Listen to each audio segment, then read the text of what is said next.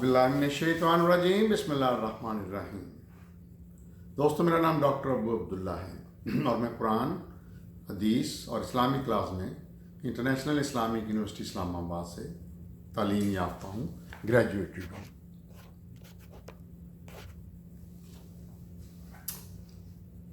ہم بات کر رہے تھے پیغمبروں کی۔ پیغمبروں میں آج ہم ذکر کریں گے زکریا علیہ السلام کا۔ زکریا جو تھے وہ ان کا نام قرآن میں بھی ہے اور بائبل میں بھی ہے۔ حضرت زکریا بھی اسرائیلی قوم کے بہت قابل احترام پیغمبر تھے۔ ان کا شجرہ نسب حضرت سلیمان سے ملتا ہے اور ان کی بیوی کا نام الیشا تھا، جو کہ حضرت ہارون علیہ السلام کے خاندان سے تعلق رکھتی تھیں۔ حضرت زکریا مریم کے خالو تھے اور نگہبان بھی تھے، یعنی حضرت عیسیٰ علیہ السلام کی ماں کے، اور وہ ہیکل کے رکھوالے بھی تھے۔ ہیکل اس وقت کی عبادت گاہ کو کہتے ہیں، یہ نام ہیکل مطلب بائبل میں ہے۔ لیکن حضرت زکریا اپنی گزر بسر کے لیے ایک بڑھئی کا کام بھی کرتے تھے، بڑی وہ لکڑی کا کام کرنے والے۔ انہوں نے حضرت موسیٰ کی جلائی ہوئی مشعل کی رہنمائی کی اور اسی قاعدے پہ اسرائیلی عوام کی اصلاح کرتے، اور وہ عبادت اور ریاضت میں بھی خوب دل لگا کر کیا کرتے۔ وہ اور ان کی بیوی خدا ترسی اور نیک نیتی کا مجسمہ تھے، مگر ان کے پیروکاروں میں سے زیادہ تر ان میں ایمان کی کمی تھی اور وہ برے کام کرتے اور سیدھے رستے سے بھٹکتے جا رہے تھے۔ حضرت زکریا اپنی قوم کی یہ حالت دیکھ کر بہت پریشان ہو جاتے۔ ان کی اپنی کوئی اولاد نہ تھی اور وہ اپنی قوم میں کوئی ایسا شخص نہ تھا جسے وہ اپنی موت کے بعد اپنا خلیفہ بناتے۔ وہ بیٹے کی خواہش صرف اس وجہ سے نہیں کر رہے تھے کہ ان کی نسل آگے بڑھے، بلکہ ان کی خواہش تھی کہ ان کا بیٹا مذہبی رسومات اور اللہ کی بندگی کرتا رہے اور لوگوں میں بھی اس کا پرچار کرے۔ ایک دن وہ اپنے حجرے میں عبادت میں مشغول تھے اور اللہ سے اپنے نیک بیٹے کی دعا کر رہے تھے۔ وہ جانتے تھے کہ ان کی عمر بہت زیادہ ہو چکی ہے اور ان کی بیوی بھی بانجھ ہے اور اسے اولاد کی امید نہیں، مگر انہیں اللہ پر کامل یقین تھا کہ اللہ جو چاہتا ہے وہ کرتا ہے۔ جلدی انہیں اس بات کا علم ہو گیا کہ ان کی دعا قبول کر لی گئی ہے کہ ہم اسے ایک بیٹا عطا کریں گے جو ان کا جانشین ہوگا اور لوگوں کو راہ ہدایت کی طرف رہنمائی کرے۔ اللہ نے اپنی رحمت سے ان کی بیوی کے بانجھ پن کو دور کر دیا تاکہ وہ ماں بن سکے، اور انہوں نے پیغمبر یحییٰ کو جنم دیا۔ ان کے بیٹے کا نام تھا یحییٰ۔ بائبل میں اس کا نام جونز ہے، ان کا نام جونز ہے۔ یہ ایک قسم کے حضرت عیسیٰ کے کزن لگتے تھے۔ اور حضرت زکریا کو بشارت دی گئی کہ وہ قابل عزت احترام اور نیکوکاروں میں سے ہوں گے۔ حضرت زکریا بہت مطمئن تھے کہ ان کا بیٹا بڑا ہوگا اور خدا ترسی کا نمونہ بنے گا۔ انہیں بہت علم، اطاعت اور حکمت عطا کی گئی۔ حضرت زکریا نے اپنے بڑھاپے میں تبلیغ کا کام جاری رکھے ہوئے تھے۔ اسرائیلی قوم فساد مچانے والی اور مکار ہو چکی تھی۔ وہ نہ صرف اپنے پیغمبر کی تعلیمات سننے سے انکار کرتے بلکہ ان کا مذاق بھی اڑاتے اور انہیں ایذا رسانی بھی کرتے۔ قرآن پاک اسرائیلیوں کے ظالمانہ سلوک کو اس طرح بیان کرتا ہے: سن لو جو اللہ کی آیات کو جھٹلاتے ہیں اور پیغمبروں کو اور جو ایمان لائے انہیں ناحق قتل کرتے ہیں، انہیں دردناک عذاب کی خوشخبری ہے۔ حضرت زکریا علیہ السلام کی موت قدرتی نہیں تھی۔ ایک دن اسرائیلیوں نے فیصلہ کیا کہ انہیں قتل کر دیا جائے۔ انہوں نے خود کو ایک درخت کے اندر چھپا لیا، مگر یہودیوں نے درخت کے اس حصے کو دیکھ لیا۔ حضرت زکریا نے ایک چیخ بھی نہ نکالی اور ان کے جسم کے 2 ٹکڑے کر دیے گئے۔ اب ہم ان کے بیٹے حضرت یحییٰ کا ذکر کریں گے، جن کو بائبل میں جون کہا گیا۔ حضرت یحییٰ علیہ السلام حضرت زکریا کے بیٹے تھے۔ ان کی پیدائش ایک معجزہ تھی، کیونکہ ان کی ماں بانجھ اور باپ بہت بڑھاپے کی عمر کو پہنچ چکے تھے۔ عمر کے آخری حصے میں حضرت زکریا نے بیٹے کے لیے دعا کی جو کہ ان کا جانشین اور اللہ کے پیغام کی تبلیغ کرنے والا بن سکے۔ قرآن کہتا ہے، اے زکریا سن کہ ہم تجھے ایک بیٹے کی خوشخبری دیتے ہیں جس کا نام یحییٰ ہوگا، اور یہ نام اس سے پہلے کسی اور کو نہیں دیا گیا۔ حضرت یحییٰ کو بھی ذمہ داری سونپ دی گئی کہ لوگوں کو اللہ کی طرف بلائیں۔ انہوں نے لوگوں میں شعور جگایا کہ وہ اللہ پر کامل یقین رکھیں۔ انہوں نے عاجزی کی زندگی اختیار کی اور نرم لباس ترک کر دیا۔ ان میں غرور و تکبر بالکل نہیں تھا۔ وہ مخلص اور فرض شناس تھے اور اپنے والدین کے لیے بہت محبت کرنے والے تھے۔ قرآن کہتا ہے، اے یحییٰ اور تم عہد نامہ تھام رکھو، اور جب وہ بچہ تھا تو ہم نے اسے حکمت عطا کی اور اسے درد مندی دی، اور وہ بہت پارسا تھے اور والدین کے لیے بہت فرض شناس تھے، اور وہ نہ مغرور اور نہ باغی تھے، اور جس دن وہ اور امن ہے اس دن کے امن ہے ان کے لیے جس دن وہ پیدا ہوئے اور جس دن وفات پائی اور جس دن تک دوبارہ اٹھائے جائیں گے۔ اچھا، ہم بات کریں گے قرآن کی اس آیت کا کہ ایگزیکٹلی یہی آیت حضرت عیسیٰ کے بارے میں بھی کہی گئی ہے، جس سے ہمارے کچھ مسلمان ریسرچر محقق یہ کہتے ہیں کہ حضرت عیسیٰ کو زندہ اٹھایا گیا اور دوبارہ آئیں گے، جو کہ غلط ہے۔ حضرت یحییٰ علیہ السلام شام کے صحراؤں کی طرف چلے گئے۔ انہوں نے اونٹ کی کھال کا بنا ہوا چوغا پہن لیا، یہ بائبل میں ہے، اور وہ سادہ خوراک اور شہد پر گزارا کرتے۔ ان کے واض و نصیحت کا طریقہ متاثر کن تھا اور لوگ ان کی بات سننے کے لیے جوق در جوق آتے۔ ان کی تبلیغ کی وجہ سے ساری وادی پاک ہو گئی۔ حضرت یحییٰ ہی حضرت عیسیٰ کے پیشوا تھے۔ وہ ان کے چچا زاد اور بھائی اور ساتھی بھی تھے۔ اپنے مقصد سے لگاؤ ہی ان کی آزادی کا دشمن بنا اور پھر ان کی زندگی بھی ختم کر دی گئی۔ رومی حکمران ہاورڈ اینٹیپاس گلیلی کا بادشاہ تھا۔ اس کے اپنے بھائی ہارڈ فلپس کی بیوی ہارڈس کے ساتھ ناجائز جنسی تعلقات تھے۔ حضرت یحییٰ علیہ السلام نے اس گناہ کبیرہ پر اس سے حقارت کا اظہار کیا۔ ہاورڈ اینٹیپاس نے تاحیات قید میں ڈال دیا اور ان کی نصیحت پر بہت غصہ کیا۔ ایک دن ہاورڈ اینٹیپاس نے بہت بڑی ضیافت کا اہتمام کیا۔ ہارڈس نے اپنی بیٹی سلوم کو رقص کے لیے کہا۔ حکمران رقص کرتی ہوئی لڑکی سے بے حد متاثر ہوا اور اس نے وعدہ لیا کہ سلوم جو مانگے گی انعام کے طور پر اسے ملے گا۔ اس نے فوراً حضرت یحییٰ کا سر مانگ لیا۔ ہاورڈ سوچ میں پڑ گیا کہ کیا کرے، مگر وہ اپنے الفاظ سے مکر نہیں سکتا تھا، لہٰذا اس عورت نے کہنے پر حضرت یحییٰ کا سر قلم کر دیا گیا۔ ان کی قبر شام میں احاطہ مسجد کے اندر ہے۔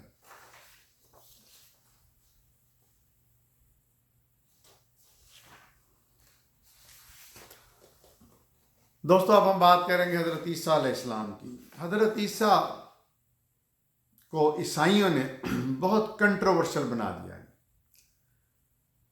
ان کا ایک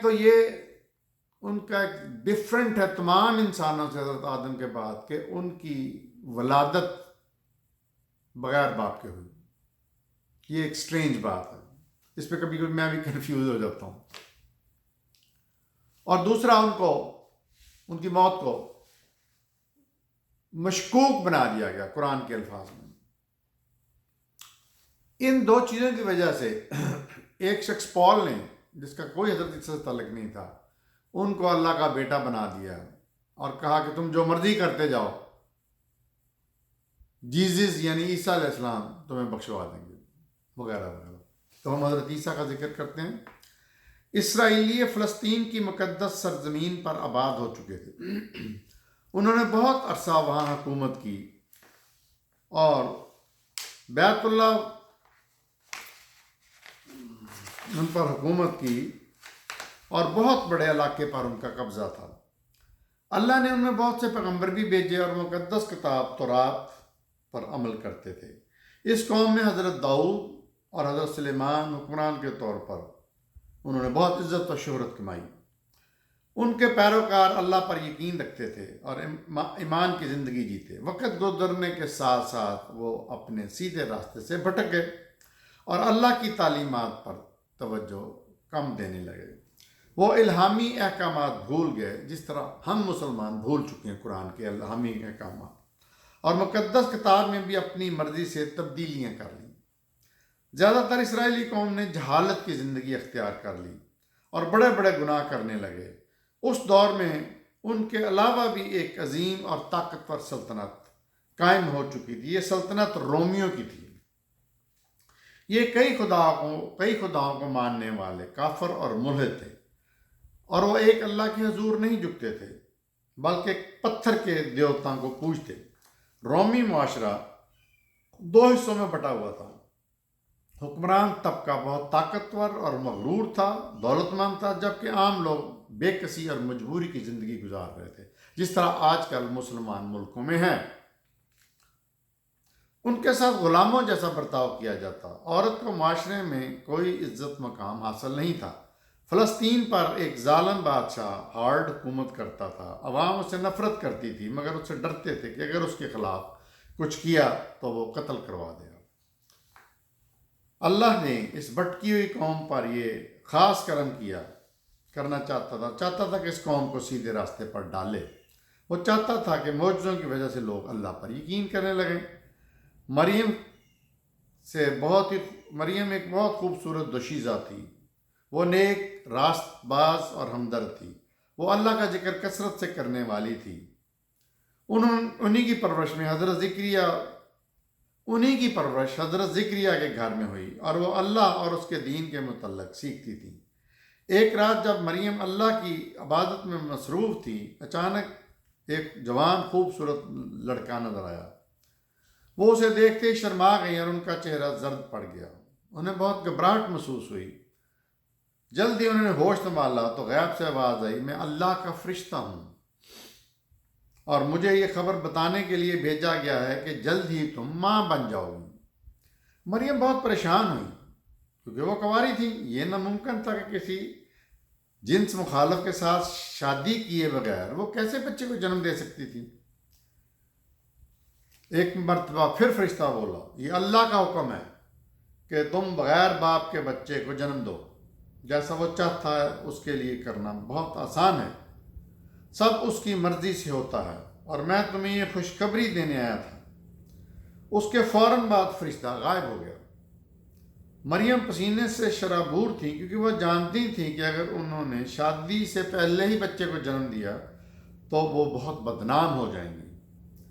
کچھ دنوں بعد مریم امید سے تھی۔ بہت سے لوگ ان پر جھوٹے اور بے بنیاد الزامات لگانے لگے۔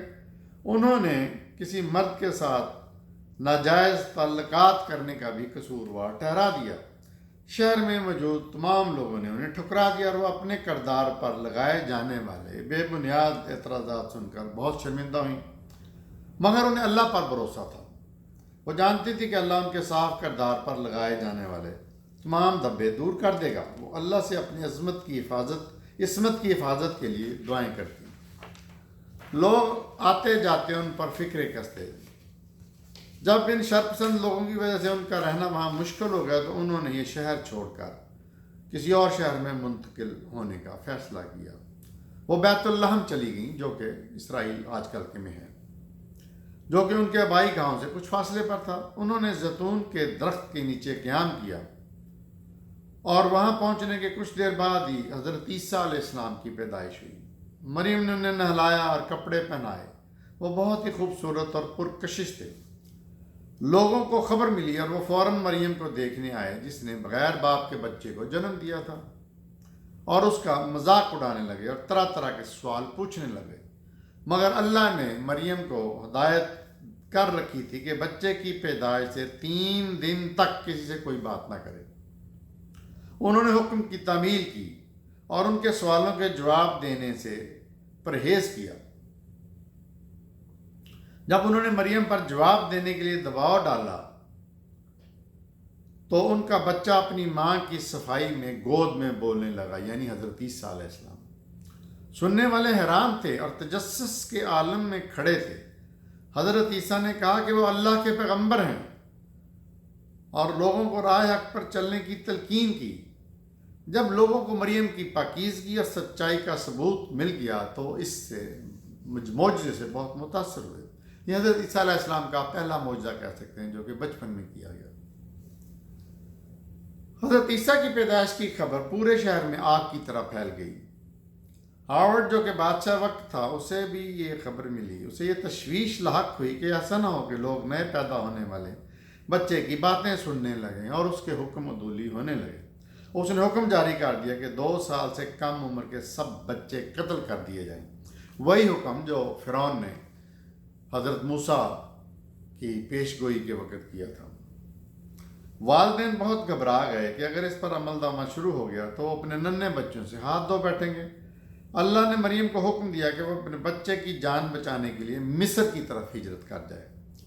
مریم نے بہت تکلیف دہ سفر کا آغاز کیا اور حکم جا لانے کے لیے وہ مصر روانہ ہو گئی۔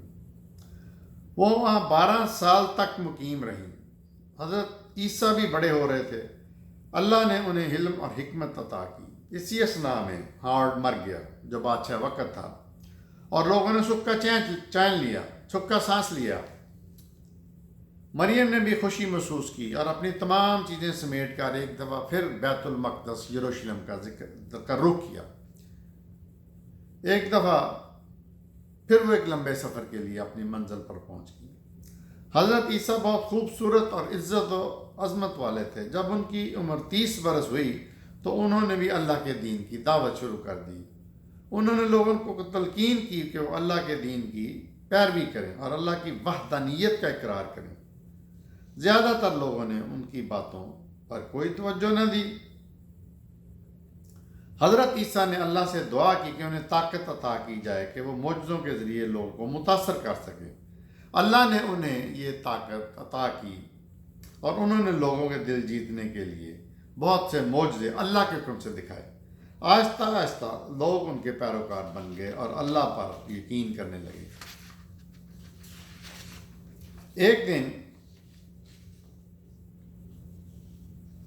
حضرت عیسیٰ ایک بہت بڑے مجمع میں تبلیغ کر رہے تھے اور وہ لوگوں کو بتا رہے تھے کہ وہ اللہ پر ایمان لائیں اور اس کے دین کی پیروی کریں۔ بہت سے لوگوں نے ان کی بات سنی انسنی کر دی۔ حضرت عیسیٰ نے انہیں معجزے کے ذریعے قائل کرنے کی کوشش کی۔ انہوں نے ہاتھ میں مٹی پکڑی اور اس سے ایک پرندے کا مجسمہ بنایا، پھر اس مٹی پر پھونک ماری اور وہ اللہ کے حکم سے اصلی پرندہ بن گیا اور وہ چہچہاتا ہوا ہوا میں اڑ گیا۔ لوگ اس کو اڑتا دیکھ رہے تھے اور ان کی آنکھیں بہت مشکل سے یقین کر رہی تھیں۔ وہ اس معجزے پر حیرت میں ڈوب گئے۔ وہ اس حد تک متاثر ہوئے کہ انہوں نے حضرت عیسیٰ کی اطاعت کی قسم کھا لی۔ حضرت عیسیٰ نے تبلیغ اور واعظ و نصیحت جاری رکھا اور لوگ دین حق پر ایمان لانے لگے۔ ایک دن ایک شخص بھاگتا ہوا ان کے پاس آیا۔ اسے کوڑ کا مرض تھا۔ وہ اس مرض کی وجہ سے بہت خوفناک دکھتا تھا۔ اس کے ہاتھوں کی انگلیاں سڑی ہوئی تھیں اور ان کے پورے غائب تھے پورے۔ لوگ اسے دیکھ کر ڈر گئے۔ انہوں نے اس شخص کو ناپسند کیا، مگر حضرت عیسیٰ نے اس شخص نے حضرت عیسیٰ سے کہا کہ میرا علاج کرو، میں زندگی سے تنگ آ چکا ہوں۔ حضرت عیسیٰ سجدے میں گر گئے اور اس کی صحت کے لیے دعا کی۔ اس کے چہرے کے تمام زخم دور ہو گئے اور آنکھ جھپکنے میں ہی اس شخص کی ساری بیماری ختم ہو گئی۔ لوگ اس معجزے سے بہت متاثر ہوئے۔ ایک دن حضرت عیسیٰ ایک تنگ و تاریک گلی سے گزر رہے تھے۔ ان کا سامنا ایک اندھے اور بہرے شخص سے ہوا، کیونکہ انہوں نے اس شخص کی مدد کی اور وہ اندھا شخص دیکھنے لگا اور جو بہرا شخص تھا وہ بولنے لگا۔ اس شخص نے حضرت عیسیٰ کی ہمدردی پر بہت شکریہ ادا کیا اور لوگ بہت متاثر ہوئے۔ ایک شخص فوت ہو گیا اور اس کی بہنیں اور ماں بہت غم میں ڈوبی ہوئی تھیں اور اس کے کفن دفن کے انتظام کر رہے تھے اور ماتم کرنے والے اس کے گھر میں جمع تھے۔ اچانک حضرت عیسیٰ کا گزر ہوا۔ انہوں نے اللہ سے دعا کی۔ تھوڑی ہی دیر میں وہ مردہ شخص زندہ ہو گیا اور باتیں کرنے لگا۔ لوگ خوشی سے اچھل پڑے۔ انہیں خدا کی طاقت کا اندازہ ہو گیا۔